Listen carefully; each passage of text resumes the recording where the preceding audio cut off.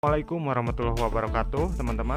Hari ini kita akan review tentang berapa modal untuk budidaya labu siam di tempat saya. Para petani sering menggunakan kawat putih ini ya, kawat BWG.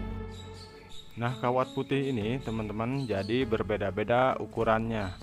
Ada yang nomor 8, nomor 10, nomor 12, sama nomor 14.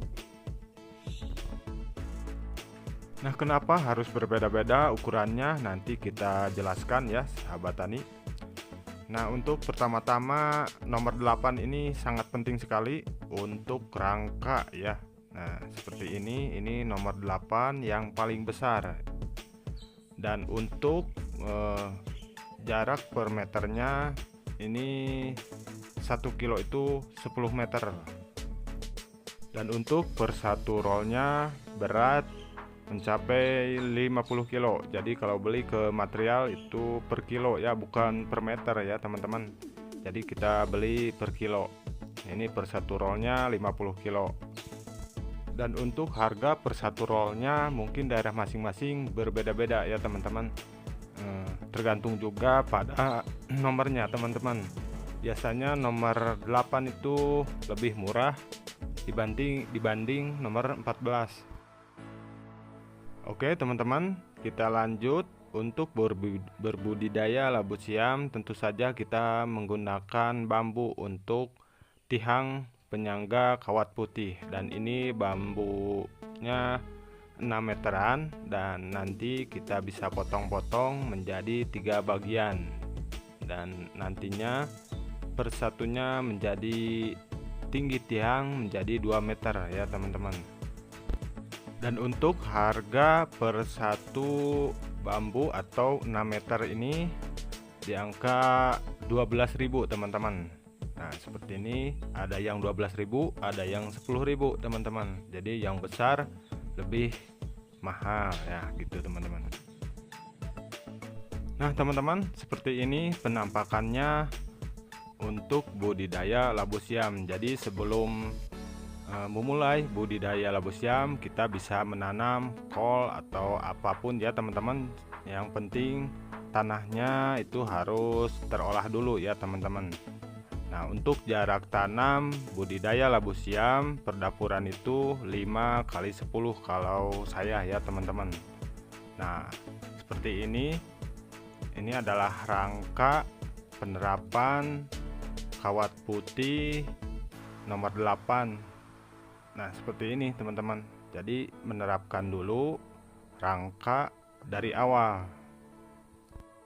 Untuk rangka kawat putih nomor 8 ini penting sekali untuk menjaga penahan nantinya, penahan kawat putih yang nomor 14 teman-teman.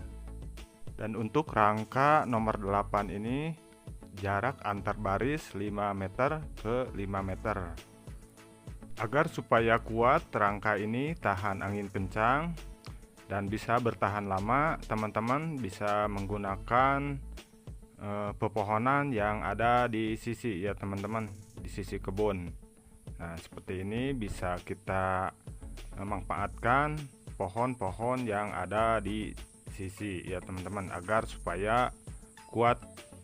Dan jika tidak ada pepohonan untuk dijadikan pegangan kawat rangka nomor 8, kita bisa juga memakai bambu. Dan untuk bambu yang ada di sisi kita bisa miringkan, lalu kita bisa memasukkan pancir besi ke dalam tanah atau batu ya teman-teman. Nantinya bisa ditimbun sama tanah agar memperkuat kawat putih yang nomor 8 ini teman-teman. Nah, kalau semuanya sudah terpasang rangka kawat nomor 8, maka selanjutnya kita menerapkan kawat putih yang nomor 12 sama 14. Nah, itu tergantung kita ya. Pilihan itu hanya pilihan saja. Mau langsung ke nomor 14 juga bagus ya teman-teman. Cuman perbedaannya nomor 12 sama 14 itu lebih rendah ukurannya ya, nomor ukurannya lebih pendek, jarak per meternya ya teman-teman. apakah bisa digantikan nomor ukuran nomor 8 untuk rangka ini menjadi nomor 10 atau nomor 12 ya teman-teman. Bisa juga ya teman-teman memakai nomor 10 atau nomor 12. Jawabannya tentu saja bisa, tapi lebih besar ukurannya, lebih kuat dan tahan lama teman-teman, makanya disebut rangka awal ya teman-teman. Dan kawat putih ini bisa menjadi solusi jika kita punya kebun yang sangat miring ya teman-teman, maka akan sangat kuat sekali memakai kawat putih ini teman-teman. Oke, kita akan lihat kebun yang miring ya, bukan yang datar. Nah ini dia teman-teman, saya sudah berada di kebun lahan miring ya.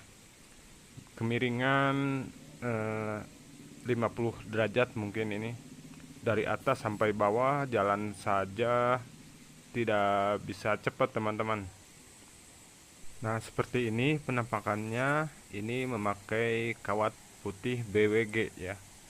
Ini dari dulu kawat putih ini tidak ganti-ganti teman-teman. Mungkin ini sudah berumur 5 tahun ya kawat BWG ini. Dari bawahnya memakai bambu juga ya teman-teman. Dan keuntungan menanam labu siam di lahan miring seperti ini ya teman-teman, pada musim hujan tanahnya tidak becek ya teman-teman. Jadi air tuh mengalir ya, tidak menggenang, walaupun tanahnya tanah putih ya atau tanah merah ya teman-teman. Walaupun keras, tapi di musim hujan, di musim kemarau juga sangat bagus ya tanah lahan miring seperti ini. Jadi diutamakan di tempat saya itu para-paranya harus kuat ya. Jadi untuk menanam labu siam yang penting di awal modalnya yang besar ya teman-teman. Kalau memakai bambu tentu saja 2 tahun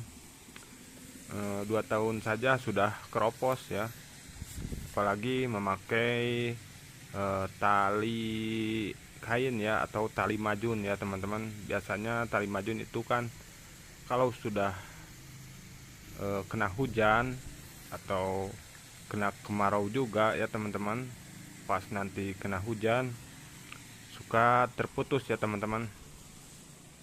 Karena pada saat pembersihan labu siam biasanya memakai gunting ya. Ibu-ibu suka membersihkan tanaman labu siam atau disebutnya nyetek ya, tek daun. Biasanya suka terputus kena gunting atau gimana ya, jadi tidak awet ya teman-teman. Dan kebetulan di sini air melimpah teman-teman, walaupun kemarau, alhamdulillah. Nah itulah teman-teman, jadi keuntungan memakai kawat putih untuk jangka panjang ya. Jadi walaupun kena angin, nantinya bisa gampang sekali memakai bambu ya teman-teman. Jadi pergantian bambu, walaupun modalnya besar sekali ya di awal, tapi untuk jangka panjang itu tidak terlalu harus pergantian ya teman-teman.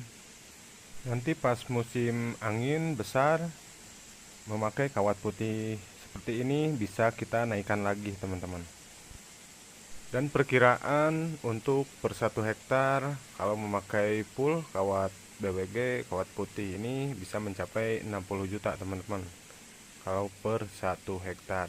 Tapi kita bisa kurangi, bisa memakai tali kabel atau apa yang kuat ya teman-teman, yang lebih murah lagi, dicampur sama kawat putih seperti ini, makanya akan lebih murah lagi ya teman-teman, dan bisa jangka panjang.